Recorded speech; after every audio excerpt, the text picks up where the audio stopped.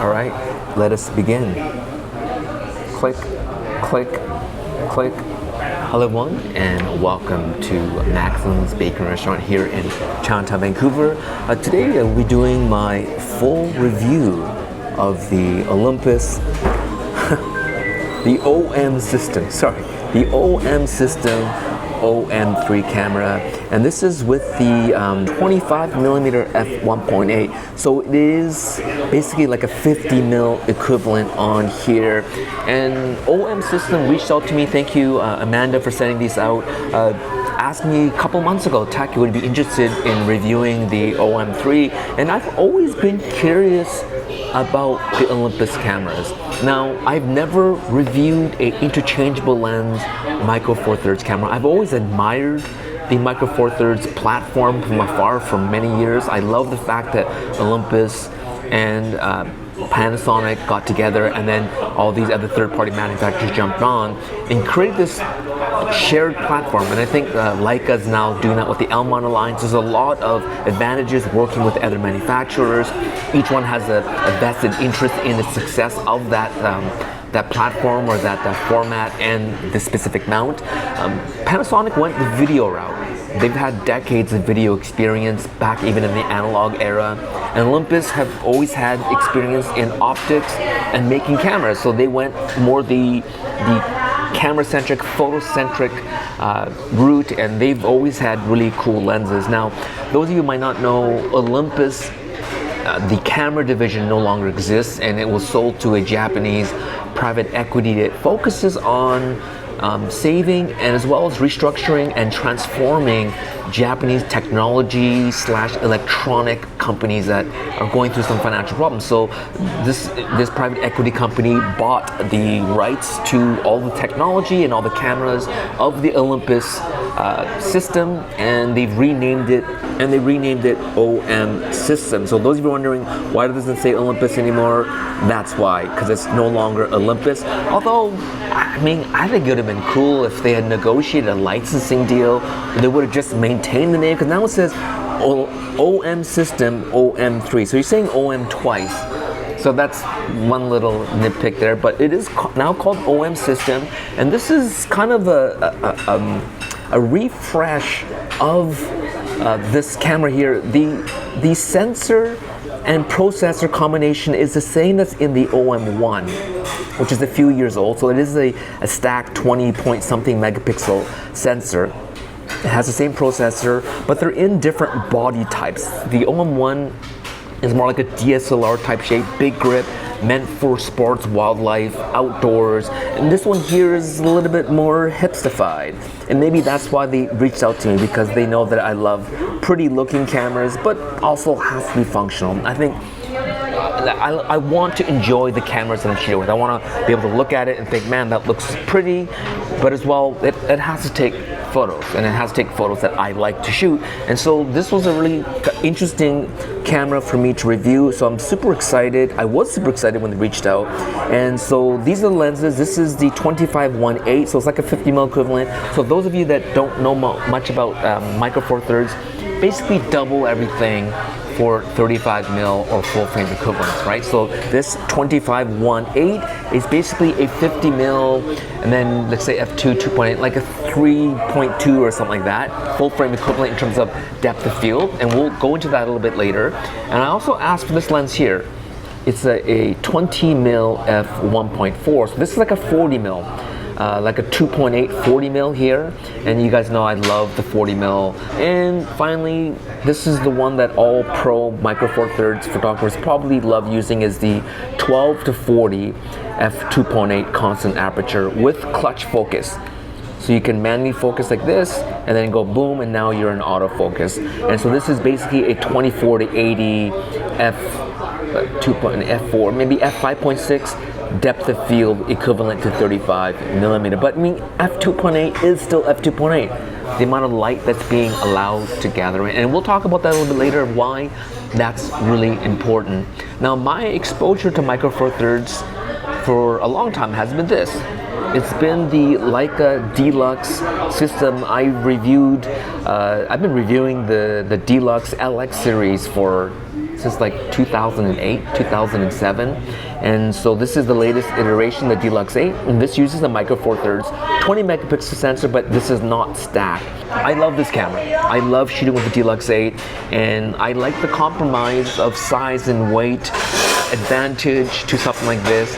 And so having the opportunity to shoot with this, I understand. I mean, you could see this definitely, it's heavier because they used a lot of metal in this. Actually, the build quality of this, I would say, reminds me of the Fujifilm X-T3. Because the X-T3, and you compare that to the X-T5, everything feels a little better with the X-T3. Like they were building it differently back then, and this has a really nice metallic but nice resistance, nice dials on here. And I'll do a little bit of an overhead from my studio to have a closer look at all the dials. It is a fully articulating screen, but the door feels really nice. So if you are kind of wanting just to shoot with the EVF, it's a decent EVF. You can block it this way. I don't like shooting this way as a stills photographer, so what I would do out in the street is just shoot it like this so I can see myself like this.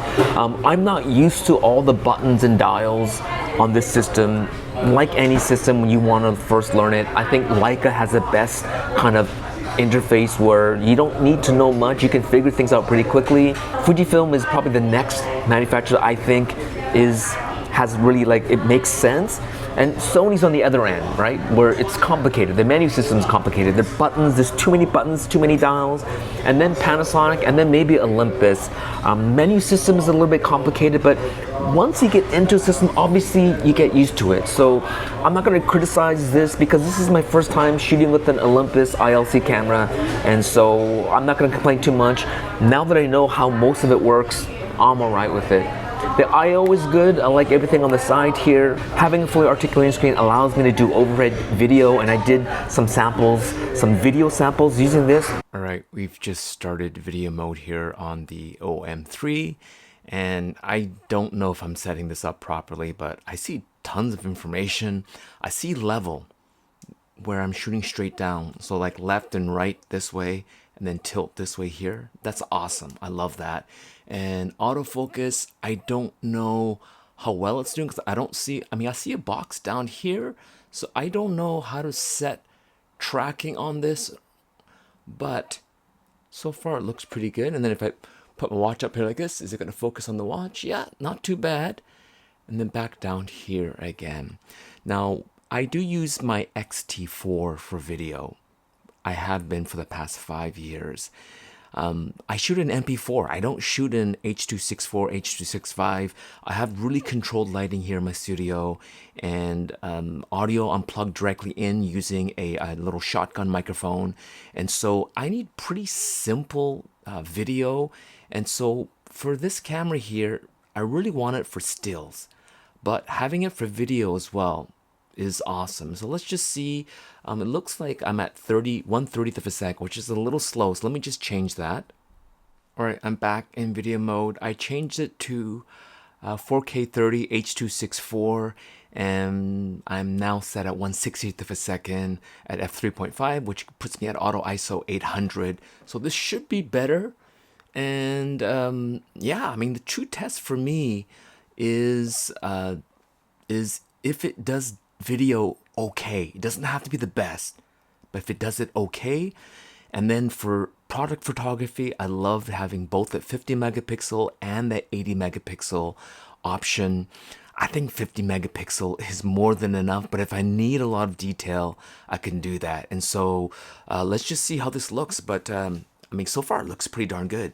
I just grabbed my iPhone so I can show my setup here with the OM-3 and the 12 to 40 zoom lens. And here I can see what's happening. I love those green bars there showing me level, even when I'm straight down, which is just awesome for product photography as well as for video to make sure I am perfectly square down here. So let's just see what this video looks like. But as you can see, like I said, I have total control over my lighting. Everything is at 5500 Kelvin, and walls are all white, and so this is well balanced here, and the video should be awesome. And there's one last test here again for autofocus. Get close, make sure that looks good. Put this down here.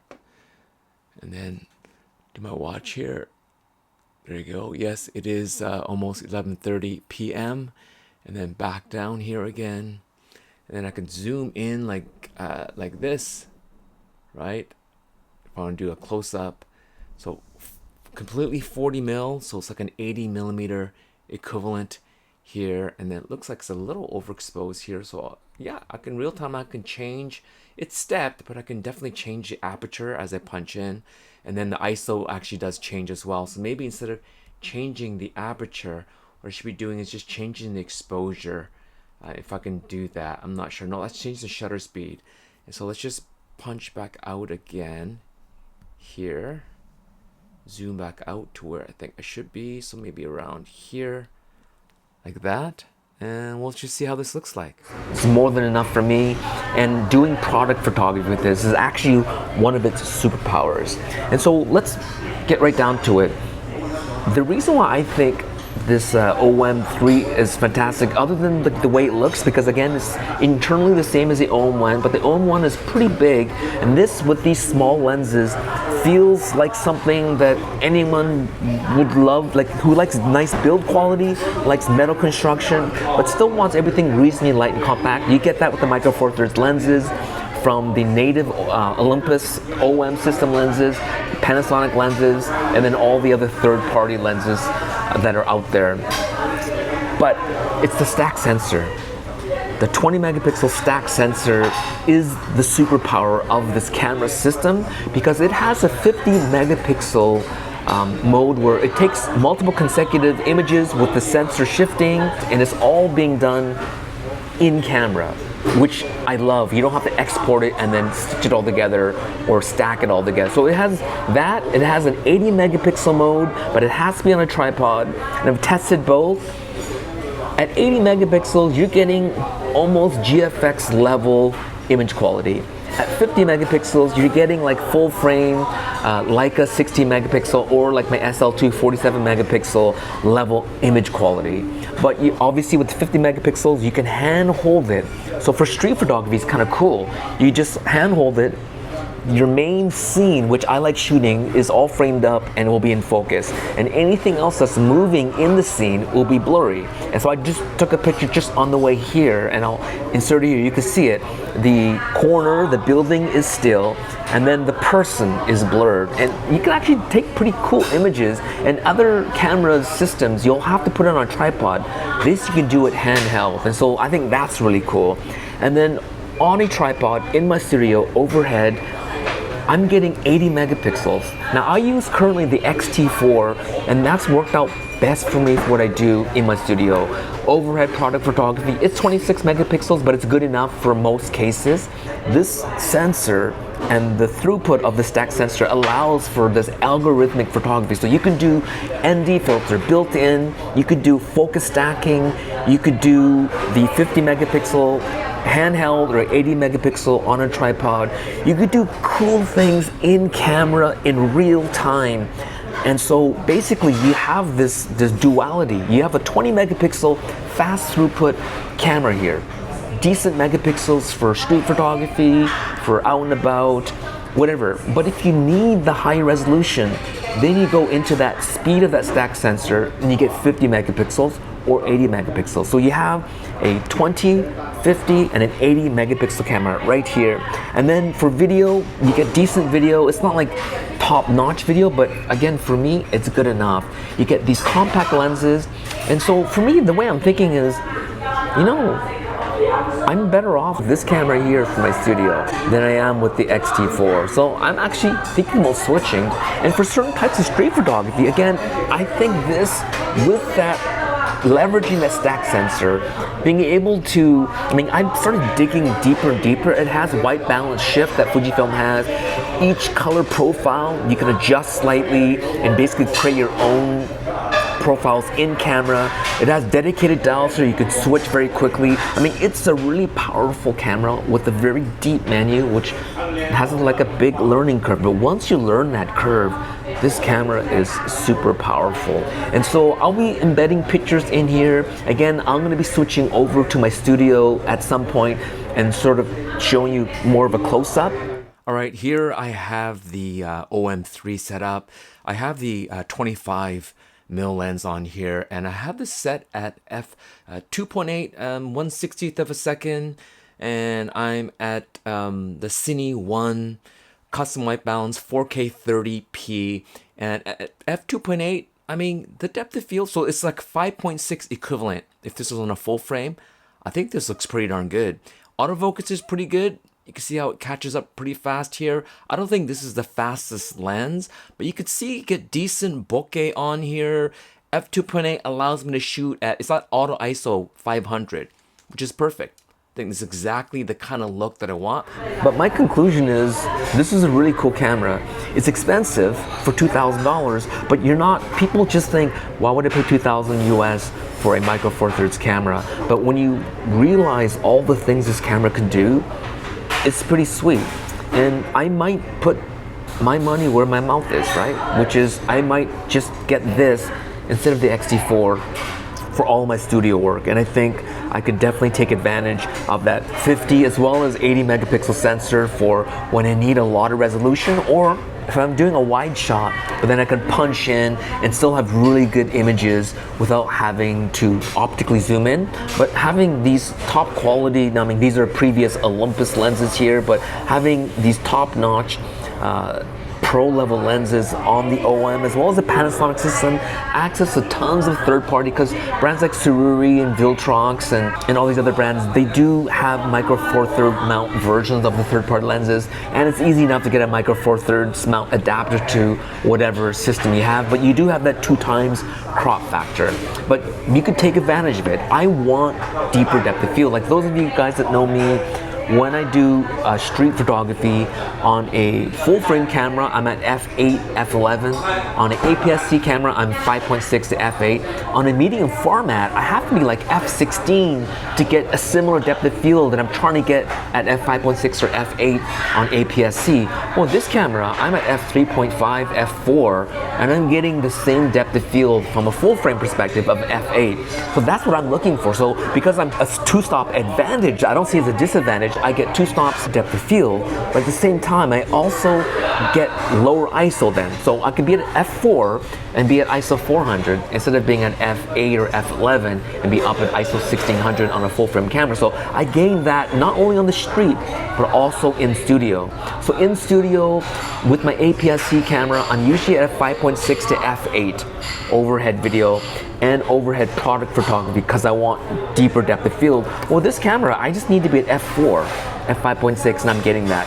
Full frame, I'm at f8 to f16, and then medium format, it's not worth it. I'll be at like f22, and by that time, I'm at ISO 10,000 with my setup in my studio, right? And so I want deeper depth of field, which allows me to shoot with this lens wider open, which gives me lower ISO, which gives me better image quality. And then with the stacked sensor, it does multi-shot, I'm getting 50 and 80 megapixels. So side by side, I'm already thinking to myself, in my studio situation, I can take higher resolution images and arguably better image quality because I'm shooting at a lower ISO, because I'm taking advantage of this stacked sensor. And so I think OM system has really done a great job with this 20 megapixel sensor that can become 50 or 80 when you need high resolution. And so that's my thoughts. We'll see if you guys will see me with this camera a little bit later and switched over. I've got to think about this and talk about this because I've been using the X-T4 since 2020. I had the X-T5 thinking it would replace the X-T4 for my studio, but the X-T4 was better. I like the faster throughput with a smaller megapixel sensor, but because this is stacked from 20 to 50 to 80, I see mostly advantages. I don't see any negatives of using this camera for the way that I want to use it. Autofocus is better than my X-T4 and arguably better or equivalent to the modern Fujifilm. The stabilization on Olympus is legendary, so really good stabilization. So, I mean, yeah, it's all win-win for me here. So thank you so much, OM System, for sending this out to me. I look forward to testing other cameras. Maybe the OM1 is kind of getting a little bit older, but if it's the same sensor and processor, but it has like it's more turboed up, hey, maybe bigheadtaco will like using it. Maybe I'll enjoy shooting with it. And then having all these pro lenses, I think I'm pretty excited. And it's like light. having this 12-40 f2.8, it's light, f2.8. And again, Taka doesn't care about shallow depth of field. I like that this f2.8 looks more like a 5.6 in a full frame equivalent for me. I want deeper depth of field, so I can shoot this at f2.8 and get a 5.6 equivalent depth of field out and about shooting street photography, which again allows for lower ISO, which works out to like less noise and better image quality. And so Taka's happy. Thank you so much for watching. Let me know if you have any questions down below. We'll talk to you soon, and happy shooting. Let me just turn this on here. Oh, it is on. Click, click, click. Peace.